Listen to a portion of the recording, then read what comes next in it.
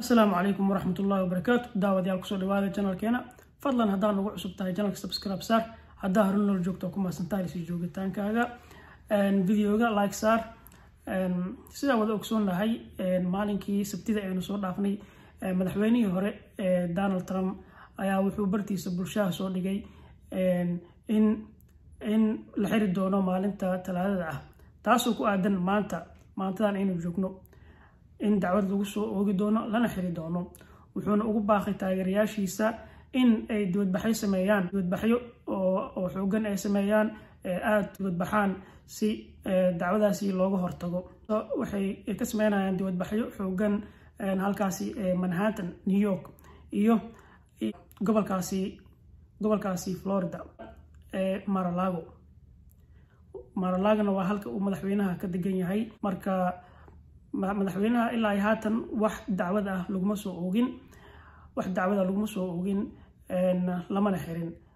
Marka ilaa iyo hadda maxkamadda New York ayaa waxay ka socotaa grand jury-ga ayaa waxay u fadhiyaan in ay madaxweynaha dacwad ku soo oogaan.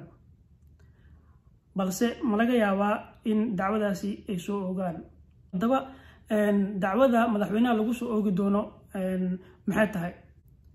Madaxweynaha ayaa la sheegayaa in markii uu madaxweynaha u tartamayay lacag oo taageerayaashiisa ay siiyeen si uu doorashada uga qayb galo in musuqmaasuq ay ku sameeyeen.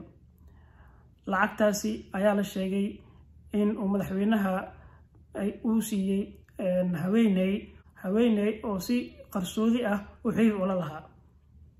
Haddaba maxay ahayd haweeneydaasi?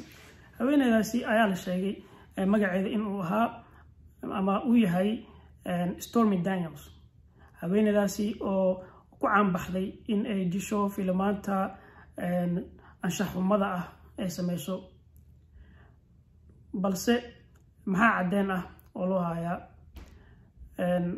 Madaxweynaha waxaa ku markhaati furay la taliyihiisa waagii uu madaxweynaha ahaa. La taliyihiisa ayaa ku markhaati furay in uu madaxweynaha xiriir toosa ula lahaa, xiriir qarsoodi ah ula lahaa haweeneydaasi. Ayna siiyeen lacag gaaraysa $130,000.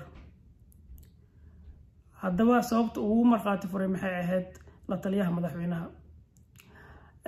Markaan dib u noqono 2018 ayaa lagu soo eedeeyay dambi la taliyaha madaxweynaha.